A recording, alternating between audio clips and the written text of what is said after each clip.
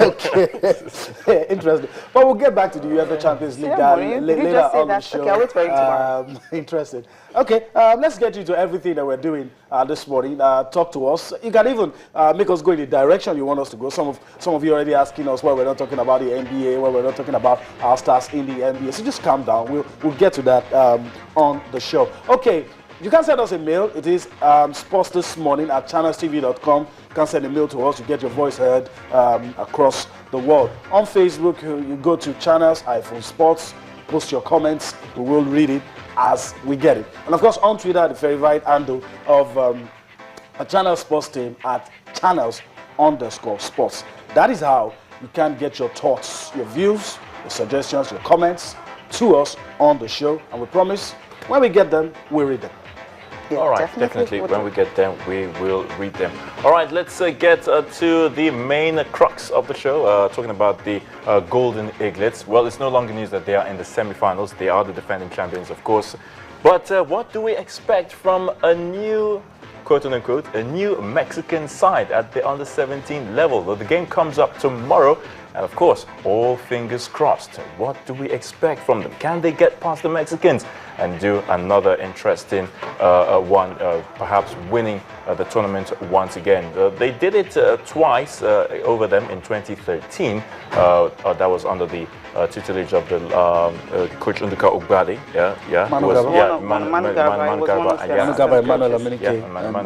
But you know, it's a different ball game altogether. We don't know what's going to happen, but we are hoping that they will get it right. So, guys, what are your thoughts for this game? My thoughts, well, I'll be expecting victory. But then again, if you ask me, Nigerians will disagree. But if you ask me, I think that going to this tournament, we have achieved everything we set out to achieve. We have a group of boys that we can now look forward, and that's the essence. That is the essence of these tournaments. You know, you have players. I'm beginning to compare someone like Victor Osimhen, a younger version of Thierry Henry. It's good. It's good when you can say those things. You know, you have players, ambidextrous wingers, players who can play on the wings and use both feet. And, you know, that's rare in modern football. And it's a commodity that when you have it, you keep it. You know, the guy that plays on the right side, his name escapes my mind right now, plays with both feet, you know. Those are kind of things, and you know, the defenders as well. The goalkeeper Akpan hasn't really been bad. So you have a couple of players that some of us are hoping that you do a lot to keep together, and those ones would narrowly miss the cut. Just ensure, like you know, we were saying, Cecilia too said yesterday, ensure that these guys don't go and sign slave deals. You know, the NFF, their handlers, the players themselves, and maybe their coaches. Ensure that these players are well managed.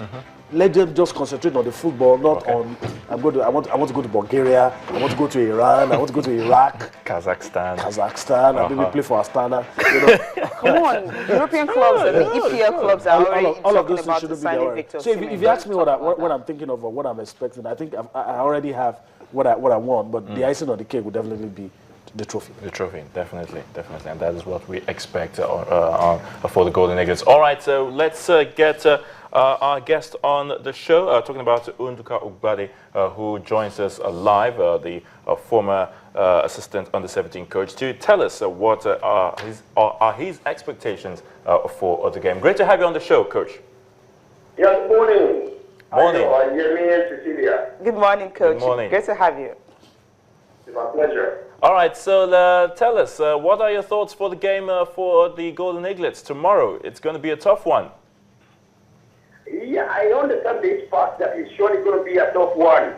But the issue here is that there might be a repetition of what happened in Dubai, where the first match went down with 6 goals scored against the Mexicans, and the second match, when they said, like the coach is saying as well again, that they've seen the Nigerian team and they know us, then what they saw brought about 3 goals again in the finals. So this time around, I know one thing for sure concerning our team, that our marking ability is very, very high. The psychological strength is wonderful. Then our physiological part of the game is unrelenting, very, very strong. We are surely going to take on the Mexicans. We will play for 90 minutes. We know that they are from the high altitude. But when we score first, and we are able to mark like we did against Brazil, then I tell you, Cecilia, Ayo, Yemi, it is going to be a goal feast as well. But I want us to score first. Okay. That is crucial. That is crucial. Very crucial. I mean, you know, we've seen that these Golden Eaglets have not really been tested, so to speak. I mean, I'm thinking that if they don't score first and the Mexicans get to score 2 first, maybe against the Golden Eaglets, I'm just assuming, I'm not saying that's what it's going to be. Then how would they be able to bounce back? Because we've not really seen that in this tournament. Yes, the issue is that they've been tested on several occasions. The issue here is that they have been able to mark very, very well. They are very tight, very composed in the midfield, then in the defense, and they learned how to chase very, very well. Kudos to the technical handler. Amuneke has done a very wonderful job with Emeka Amadi and the rest, and even the secretary as well. I tell you, Cecilia, the thing will be, I just don't want the game to look like the one of Brazil, where for the first 15 minutes, the Brazilians had the opportunity of scoring at least about 3 goals. I'm quite sure Amuneke must have taken control of this. Then, when they are not able to do this, then there will be something that they call in sports science, drag, where you have to test, they have to come, you have to go, they have to come, you have to go, and you have to mark very, very well, keep the midfield very, very composed and very tight. Then at the end of the day, with our physical strength, we will score. And when we score first, I tell you, then they will come out, then more goals will come in. This is what my belief is. In as much as I know, that football, you know, 1 + 1 might not be 2 sometimes. Okay. Coach, let me quickly ask you, some have said we've achieved everything we need to achieve at on the 17 level. The problem has always been progression. How do you ensure that these boys that we see, we're clapping, we're rejoicing, how do you ensure that they are still on the stage 10, 15 years from now, I mean, knowing that they are all under 17. So from a coach's perspective, how can that be done? Sports science, Yemi, issues of education comes into play because at this level of footballing, there are 3 levels. Even the 4th one as well is there. That is where you see the likes of Messi and Ronaldo and all the rest entry into the 4th level, which is the advanced and high performance level. But the 4th level is training to compete, which is skills and individual ability with a little connection with team play comes into play, like what we have in the under 17 now. This is training to compete. The high performance, you understand me, level. Training for fun, the training to compete is this level of under 17. Once they pass from this level, they start to need an advanced information that governs the game to be able to do things accurately and perfectly and be consistent on it. So that at the end of the day, they enter into the high performance. When they enter into the high performance and from 18 to like about 21, 23, then perfection sets in. And there are information that is needed for you to be able to go from under 17 to under 20, then from under 20 to the end of the high and advanced performance.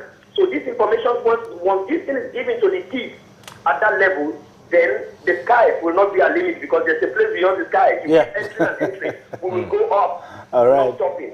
All right, Coach, one final one, definitely. I know you must have been observing the exploits of the Malians as well at this championship. They are the African champions, and they're also pushing their weight in the competition. What do you think can be done, you know, if by chance the Golden Eaglets get to face the Malians at some point? Ayo, have you taken a look, you know, at the Malians? These guys are older, bigger. Do you understand me? I know you say older, but older, bigger. Do you understand me? And the thing here is that they managed to beat Croatia 1-0, but yet against them it is going to be all African affairs. And if we can match very, very well, then the physical strength will match with the physical strength of the Malians. Then psychologically, then we are stronger. Then automatically they will give way. Nigerians are great. You know, we're great people. We're strong, and we are relentless when we are pursuing things. My concern is not Mali. My concern now is Mexico.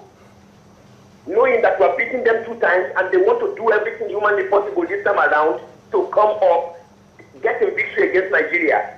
I watched their match against the other team that they played against Ecuador that ended 2-0. And I see that it's totally different from what Nigeria had before. So this is another year that I think for Nigeria. First, Ayo, let us get to the final first. Then we start discussing the remaining later. Okay, one game at a time. Whatever we're doing is just joke. Okay, one game at a time. Thank you so much, Coach, for spending time with us. We do appreciate your thoughts. Thank you. God bless.